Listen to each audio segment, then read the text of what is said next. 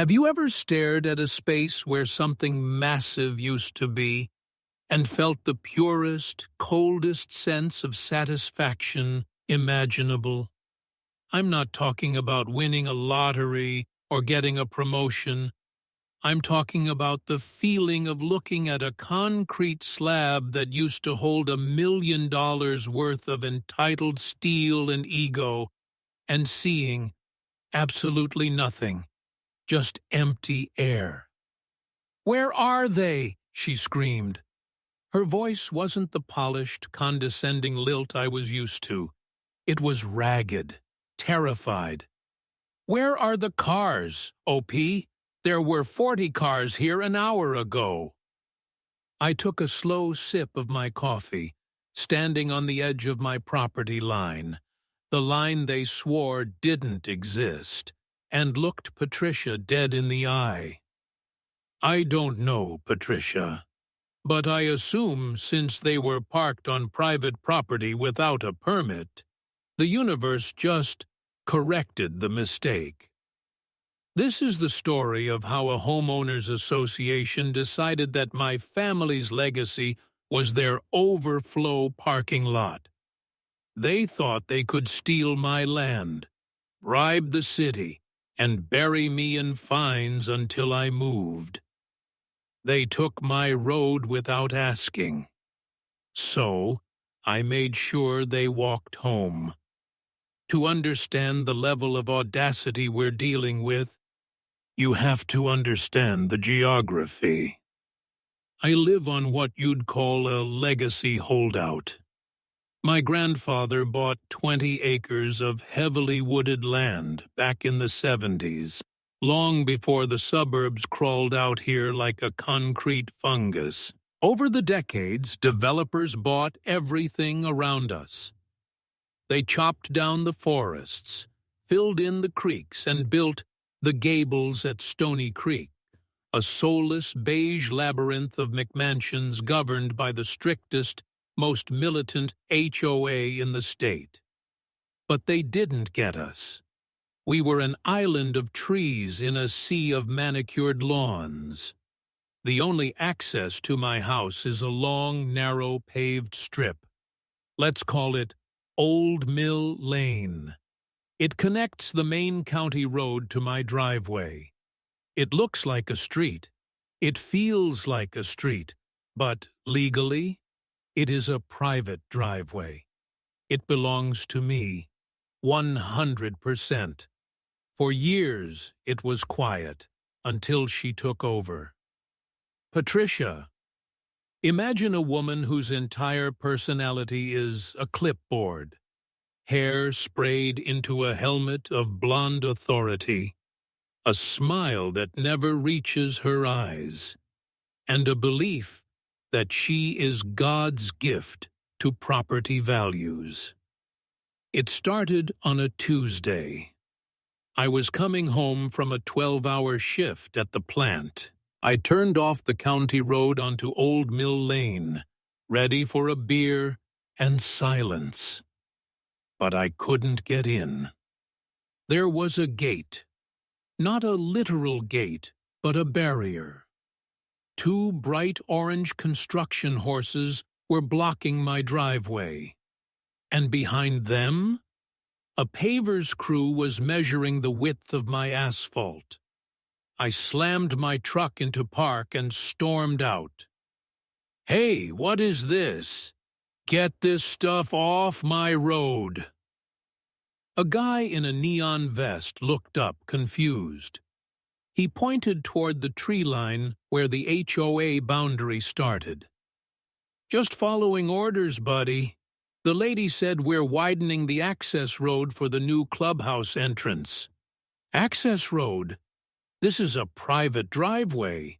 Who told you to do this?" "I did." I turned around. Patricia was walking out of the bushes like she'd been waiting for this moment her whole life. She was holding blueprints. "Oh, hello, Mr. Au Pair. I didn't realize you were home so early. We're just making some necessary improvements." "Patricia, Get these people off my land. You can't pave my driveway. You can't even be on my driveway." She laughed. It was a light, tinkling sound, like ice hitting the bottom of a glass you're about to be poisoned with. "Don't be dramatic. We checked the maps. The HOA has an easement for community utility access. We're simply expanding that to accommodate the overflow parking for the new clubhouse. It's for the greater good. Besides," she took a step closer, her voice dropping to a fake whisper, "that truck of yours is an eyesore.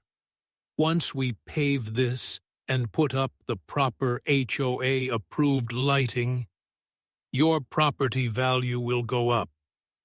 You should be thanking us. I'm giving you 5 minutes to clear this gear, or I'm moving it with my truck."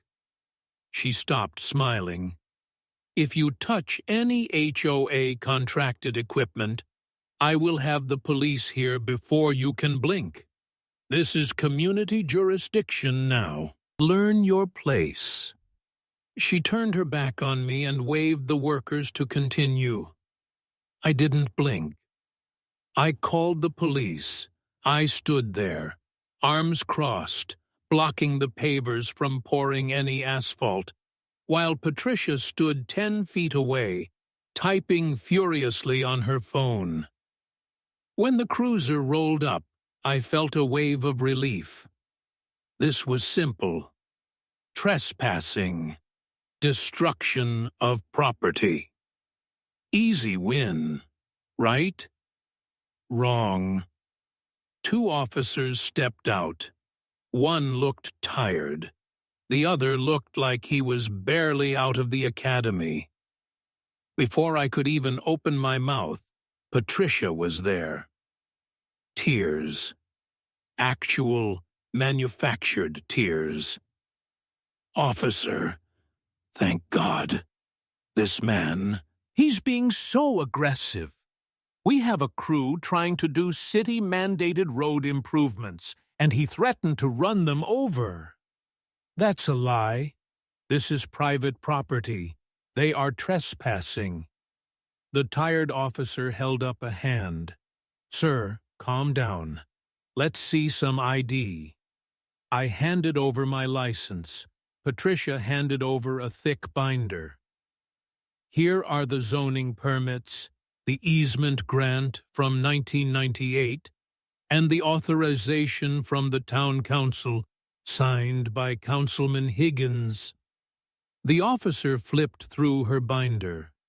It looked official. Stamps, seals, signatures.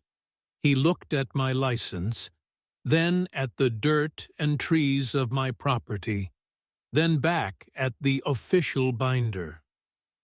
"Sir, according to this lane is designated as a shared utility and access corridor. It looks like a civil dispute regarding the boundaries." "Civil? She's literally paving over my land. Look at my deed. I have it inside." "Sir, I can't interpret deeds on the side of the road. She has a permit signed by the city to work in this corridor today. If you disrupt them, I'll have to arrest you for disturbing the peace." I felt the blood drain from my face. "So you're telling me she can just steal my driveway because she has a binder?" "I'm telling you to take it up with the city on Monday. For now, move your truck. You're blocking the work crew." Patricia smirked, a tiny microscopic curl of the lip that only I could see behind the officer's shoulder. She knew. She had prepared this binder for months. This wasn't an accident. This was a hostile takeover. I moved my truck. I watched them pour the asphalt. I watched them paint white lines on my driveway. I went inside, sat in the dark, and realized the system wasn't broken. It was working exactly how they paid it to work. Most people would have given up. They would have sold the land and moved. But I possess a dangerous trait: weaponized autism, or just extreme, hyper-focused stubbornness. That night, I didn't sleep. I brewed a pot of coffee strong enough to strip paint and started digging. Patricia mentioned an easement from 1998. I pulled the original plat maps from the county website. Nothing. I pulled the tax records. Nothing. I went back to my grandfather's original handwritten journals and the box of documents he left me. And then, around 3 a.m., I found the smoking gun. In 1998, the developer did ask for an easement. My grandfather had written a letter in response. It was attached to the back of the deed in a sealed envelope I'd never opened. The letter read, "Request denied. No public access shall ever be granted through the old mill parcel. P.S. Go to hell." So where did Patricia get her paperwork? I zoomed in on the photo I had taken of her binder when the cop was looking at it. The signature at the bottom: Councilman Higgins. I Googled Higgins. He was the head of the zoning board. I Googled Higgins' wife. She was the vice president of, you guessed it, the Gables at Stony Creek HOA. It was fraud. It was a closed loop. Higgins signed the fake permit, Patricia executed the work, and the police enforced the permit because it had Higgins's signature. But proving it? That was the hard part. I needed them to overstep. I needed them to feel so safe, so invincible, that they would make a mistake that couldn't be ignored. 3 days later, the improvements were done. My rustic, tree-lined driveway now looked like a strip mall entrance. Streetlights, speed bumps, and a sign that said, HOA Clubhouse Parking, Residents Only. I was out checking the mail when a black Lexus pulled up. The window rolled down. It was a man in a tailored suit, looking like he cost more than my house. Councilman Higgins. Mr. O.P., right? Nice place you have here. Little overgrown, but nice. Get off my property, Higgins. He chuckled, stepping out of the car. He looked around, sniffing the air. Look, son, we got off on the wrong foot. The HOA just wants to be good neighbors. We know the road situation is ambiguous. It's not ambiguous. It's theft. Semantics. Here's the reality. We have a gala coming up. Big donors. The mayor. We need this parking. We're willing to offer you a settlement. $10,000. You sign a quit-claim deed for the road. We take over maintenance, and you never have to pave a pothole again. $10,000 for land worth 10 times that. And if I say no? Higgins's face hardened. The politician mask slipped. Then things get difficult. Code enforcement starts noticing that your barn is too close to the property line. The fire marshal notices your brush is a fire hazard. The city realizes your septic tank isn't up to 2,000 code. You could lose everything, son. Take the check. He tried to hand me an envelope. I looked at it. I looked at the new residents-only sign. I'll think about it. Smart man. We have a big event this Saturday. We'll be using the lane. Don't cause a scene, and the check is yours on Monday. He drove off. He thought he had won. He thought I was scared. He didn't know I was recording audio the entire time. And he definitely didn't know who I was going to call next. The next 48 hours were hell. They wanted to show me they meant business. Thursday, 10 a.m. A code enforcement officer, sent by Higgins, slapped a bright red sticker on my barn. Structural instability. Friday, 2 p.m. I got a certified letter from the HOA lawyer threatening to sue me for blocking emergency access because I had parked my own tractor on my own grass near the road. Friday, 8 p.m. I watched from my window as Patricia and a group of HOA board members walked up and down my driveway, planning where to put the valet stand. They were laughing. They were literally dividing up my land while I was still living on it. But here was their mistake.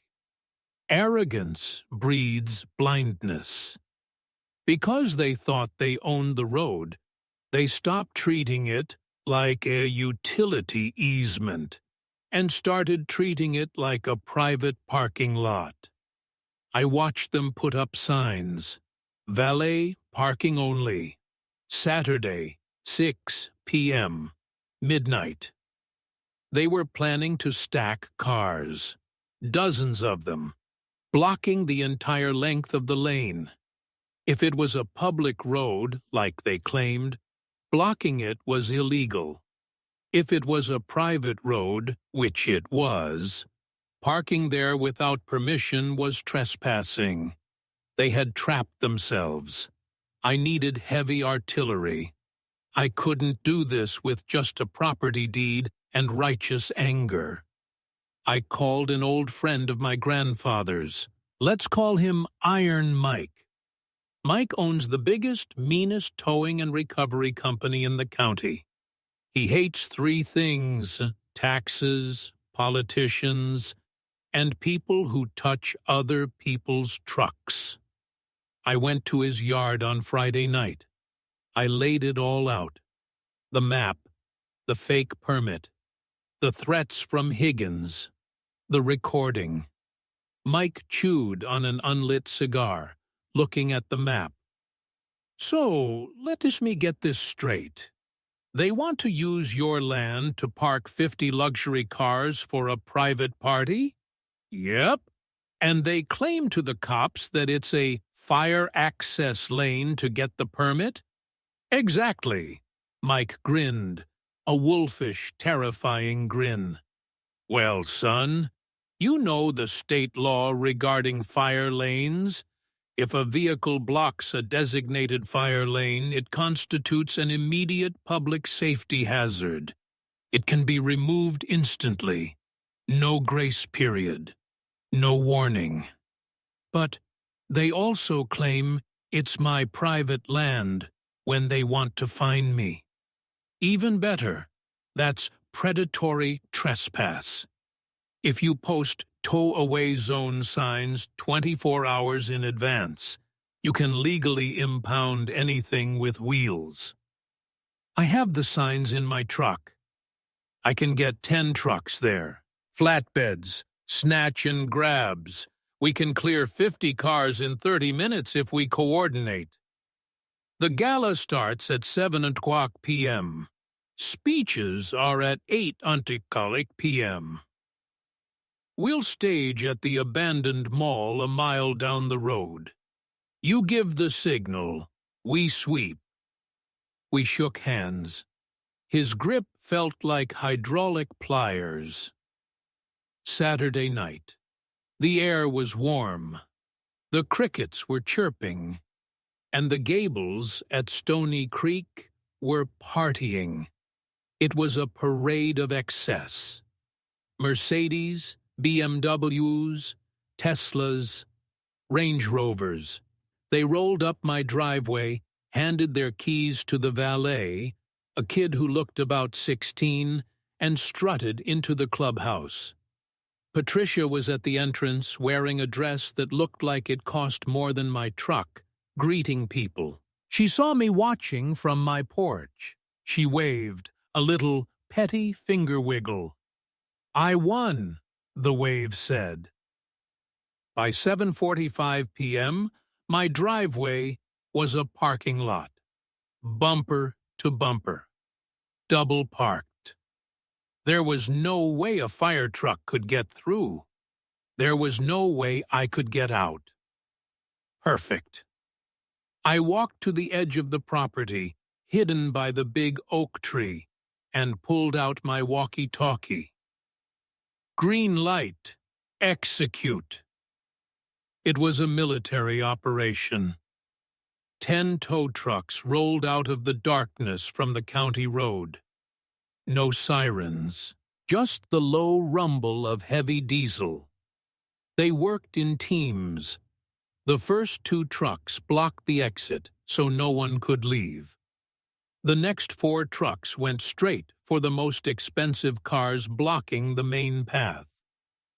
Hook, lift, drag, gone. It was silent at first.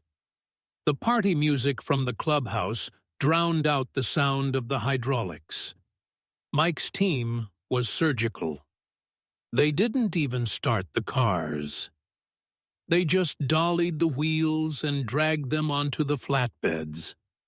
One by one, the pride and joy of the HOA vanished into the night. Higgins's Lexus? Gone. Patricia's husband's Porsche? Gone. The mayor's wife's Cadillac? Gone. Within 20 minutes, 35 cars had been removed.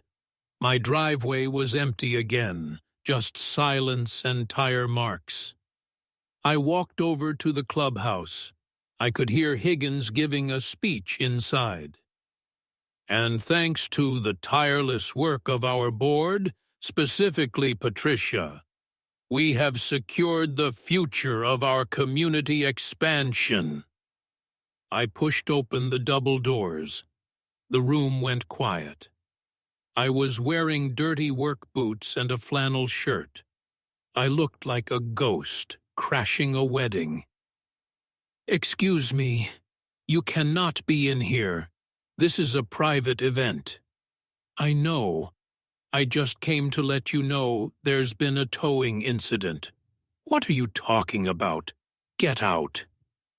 "Well, you see, Councilman, you designated my driveway as a fire lane on the city permits, and then you blocked it with 40 cars. That's a massive safety violation. So, as the property owner, I authorized an emergency clearing." The color drained from Patricia's face. "My car! Where is my car?" Someone had looked out the window. Panic rippled through the room like a shockwave. The guests stampeded to the doors.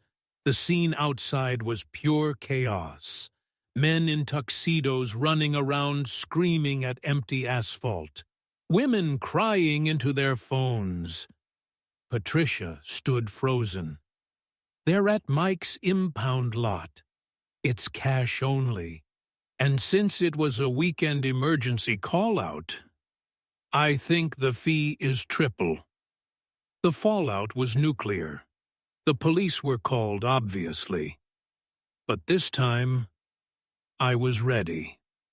When the cops arrived, different officers this time, I showed them the fire lane permit Higgins had signed. Then I showed them the photos of the cars blocking it.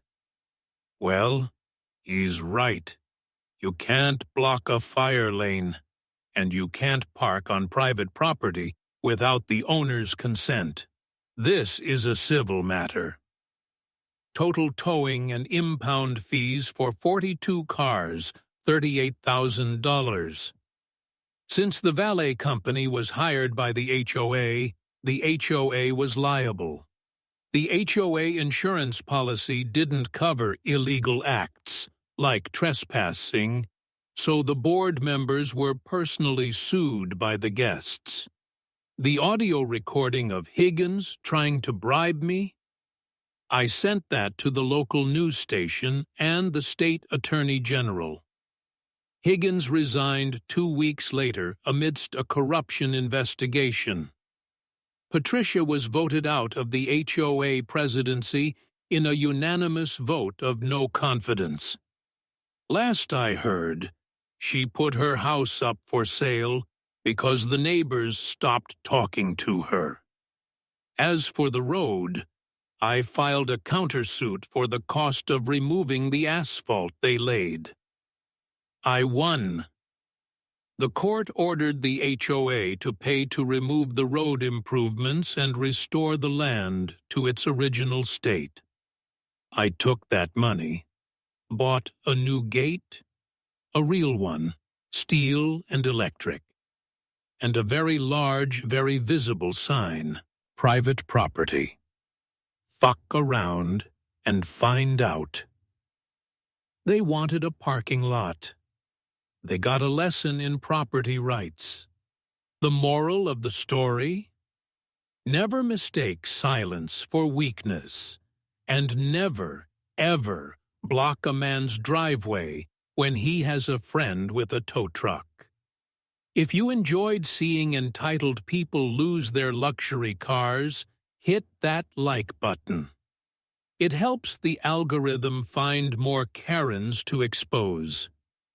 And if you want to hear about the time I got a corrupt building inspector fired, subscribe and let me know in the comments. Stay petty, guys.